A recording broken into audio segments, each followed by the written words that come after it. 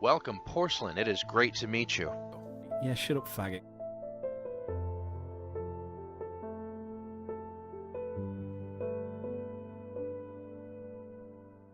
Does Porsalin have an alter ego? What do you do for a day job? I work in TV broadcasting, doing sort of like Premier League games and things like that. You grew up comfortable and your parents were able to send you to private university. Did you study journalism at all? I studied a BSc, a science degree.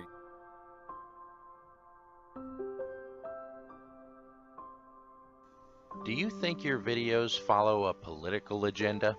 What are you, stupid? I think it's pretty obvious there, but I think it's a pretty likely conclusion. What was your collaboration like with Bick Bickelson on the Jim Norton piece? Yeah, Fat's piece of shit. You've no idea. He, you go into work and the people that you work with. I mean, he was really, really annoyed.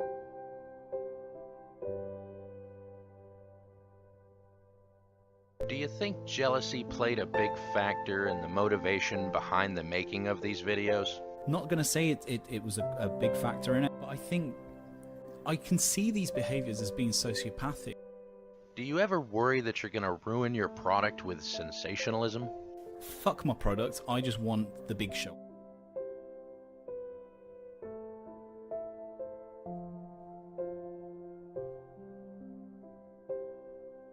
How do you go about making your documentaries?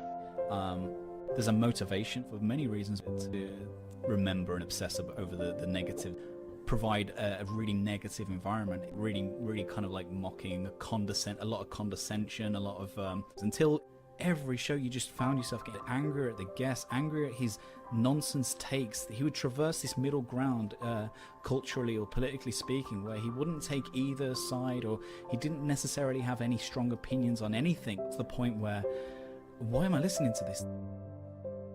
Have you ever considered a more noble pursuit, something more challenging, like maybe being a firefighter rather than finding highlights to make people look bad? Forget firefighters. I think the hardest job in America right now is finding highlights.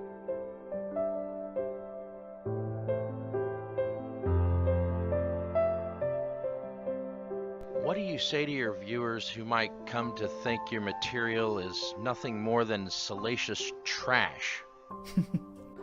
I think that the TMZ chicken finger fucking world, they are like magpies. If you shine as something jingly in front of them, they'll go after that kind of thing. In a very, like, I mean, in a nice way. I'm not trying to demean them in any sort of sense, because if they heard me say that, I'm sure I'll be the faggot tomorrow, so.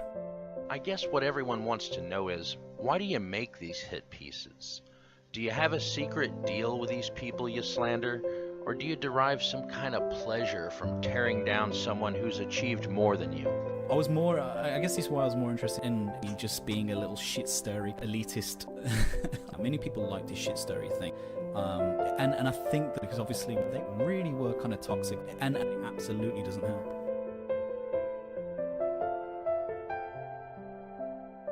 How do you justify lying to people to incite hatred against other content creators while attracting other bottom feeders like yourself to feed on a circus of human misery? Is this how you brown-nosed your way into Satan's crotch? I don't want to use the term like brown-nosed, but there was definitely a sort of a sycophantic kind of a relationship to some degree. And then, I mean, just your job, it's an assault, push come to shove. But I think on like either side, there was obviously a large portion of people that hated it and just wanted me. And as long as you're okay sort of forgetting what the word faggot means, I think you can get them what they want.